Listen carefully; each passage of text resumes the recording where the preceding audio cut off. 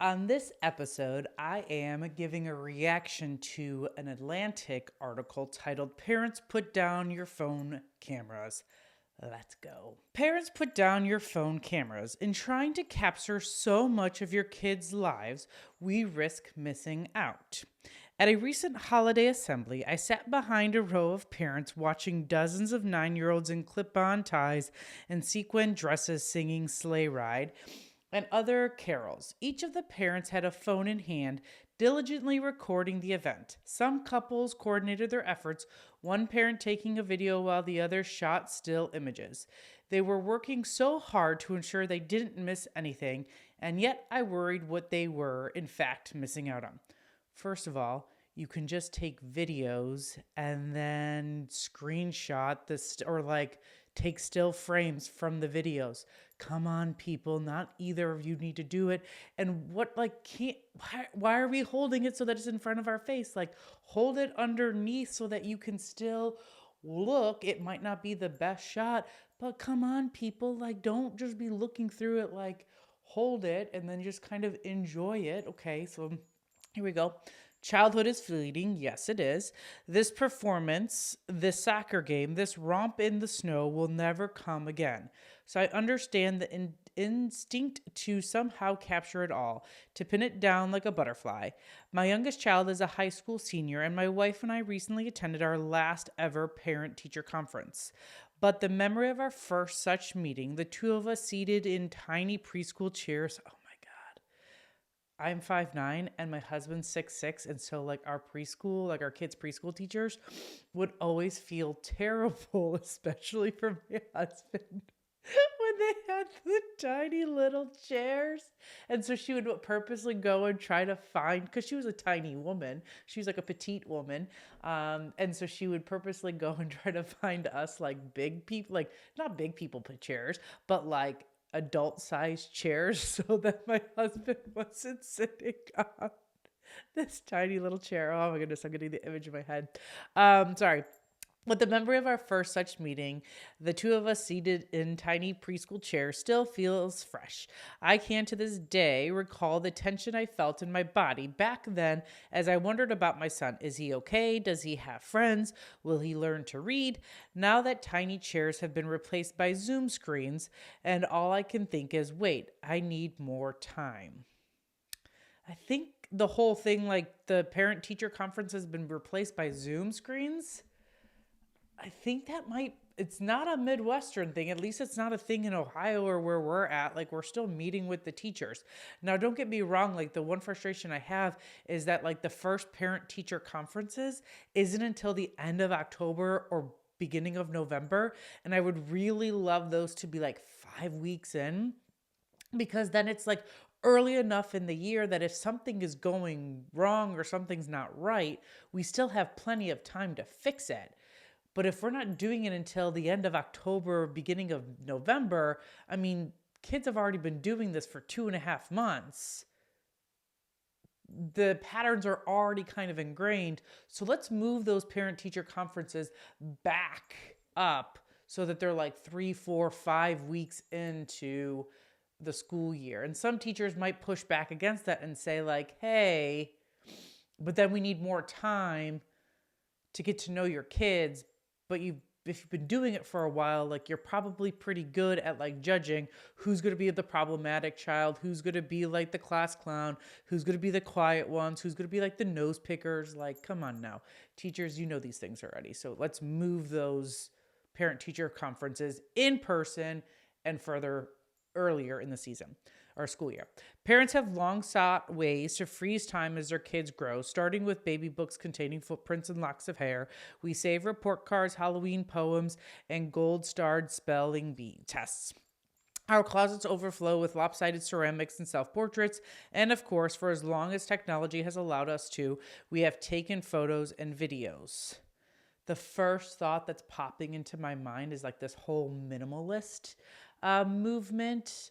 The Netflix docuseries by the minimalists, Hey TK. But really trying, only keeping the things that are going to provide you and your child with those really memorable keepsakes, but everything else, like, you don't have to keep everything. My husband is way better at getting rid of all of this compared to myself. I'm like, oh, look at this cute little worksheet. And then I'm like, oh crap, I could just get rid of this. Anyways, back to the article.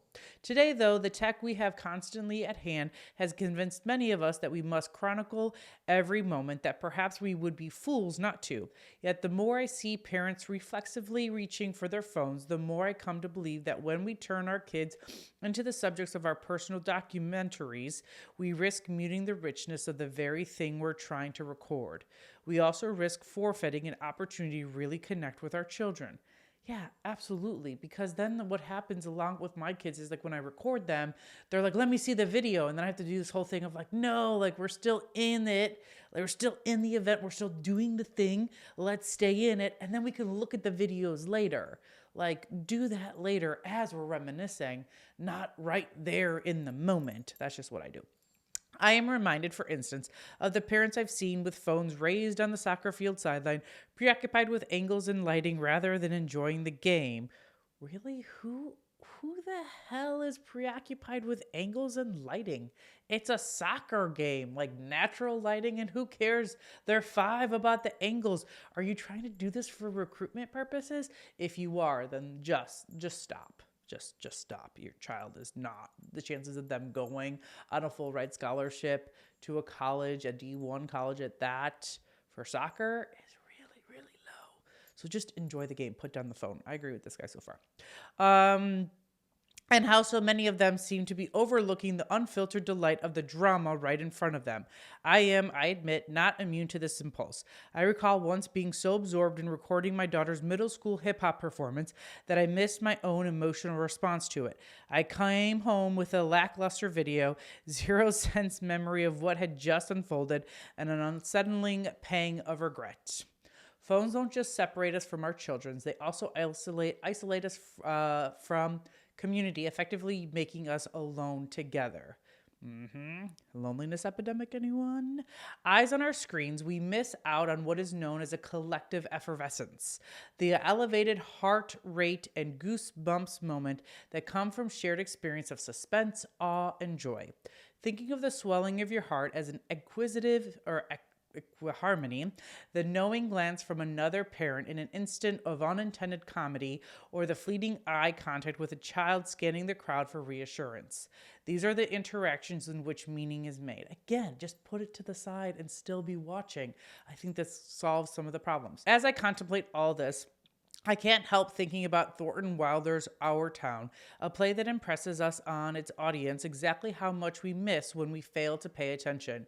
In one scene, the ghost of Emily Gibbs returns to the day of her 12th birthday and observes in mundane grace her mother cooking, neighbors discussing the weather, her younger self searching for a blue hair ribbon, Watching, Emily grows anguished at her mother's distraction. Oh, Mama, she please, just look at me 1 minute as though you really saw me.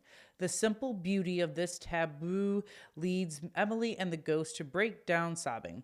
It goes fast, so fast, I didn't realize, she says, all that was going on and we never noticed. Another ghost replies, that's what it was to be alive, to spend and waste time as though you had 1,000,000 years. I talk about this in the number 2 parenting book. I call it quality over quantity. So a lot of the times we think that, like, we have to spend all this time with our kids, and in reality they just need like 15 seconds of our time occasionally throughout the day, and that's good. Like, the connection doesn't mean an hour long. There's no time limit for connection. We can connect in those little moments. 20-second hugs, for example. We don't have 1,000,000 years. We have only this moment. And for parents, the moment is rarely uncontested.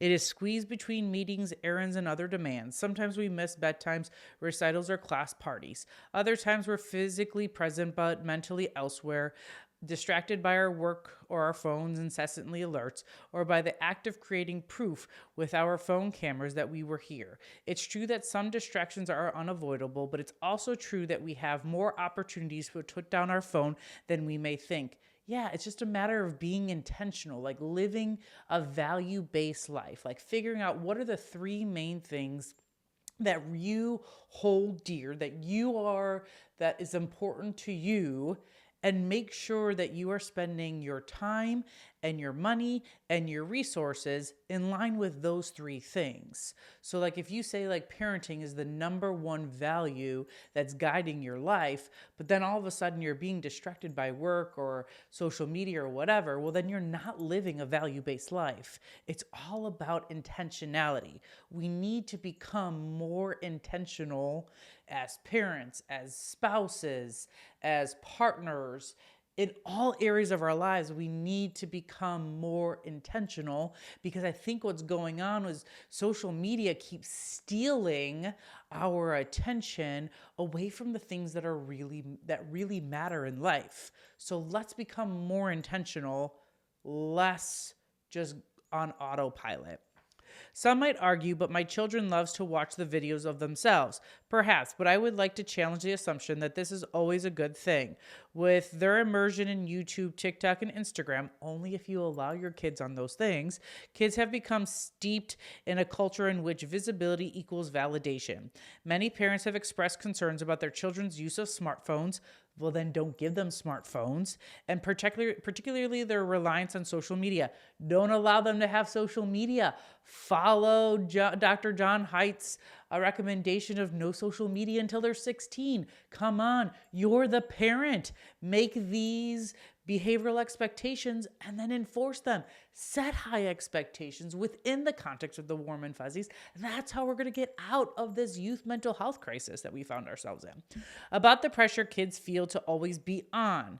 If that is the case, and if they'd like to see their kids break the habit, a good first step is to model the alternative. We can show our kids how to be present in a moment and then let it go. This isn't to say that we should never record our kids, or that the videos and photos on our phones can't offer profound, lasting pleasure. One of my favorite videos was shot by my son when he was 8 years old. His 6-year-old sister sits in the back seat of the car, and he trains the camera on her, asking questions. She rolls her eyes, but at the same time is clearly seeking to impress him. Their love for each other is palpable, even as they bicker. Neither of them can yet pronounce their R's, and she sounds as if she's been inhaling helium. It is magic. But so much magic occurs off camera, and we don't need pics to prove it. Nope.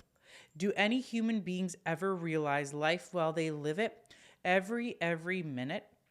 Emily asks in our town. The stage manager replies, no. The saints and poets, maybe. They do some.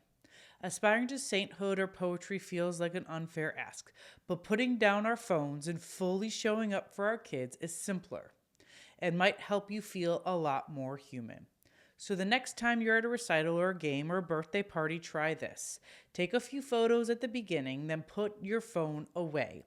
Keep your eyes on your child, who inevitably will be looking for you. Wait for them to spot you in the audience. Maybe they'll light up. Maybe they'll cover their face in embarrassment. Either way, this is the meaningful moment, the minute they will know that you really saw them. So for the most part, Russell Shaw, I agree with you. Folks, we don't need to be recording every single minute of the day. It's all about intentionality. We need to be living more value-based lives, like I mentioned earlier in today's video. So I think the big thing is put your phones away. And if you are going to incorporate your phones, well, then do it in ways that brings connection with your kids. For instance, something like this. If you talk to any kid today, all of them want to be YouTubers. And it still makes me feel gross to say that I'm a YouTuber, but I guess I create content for YouTube, so I guess whatever. But anyways, bring them in, show them how it's done, encourage them, show them how you edit, do all of those things. Bring them in if you are going to use your phones. It's all about intentionality. It's all about living a value-based life. And if we continue to do this, instead of allowing all of the social media garbage to rule our lives, well, then you and me together, we are throat punching this mental health crisis.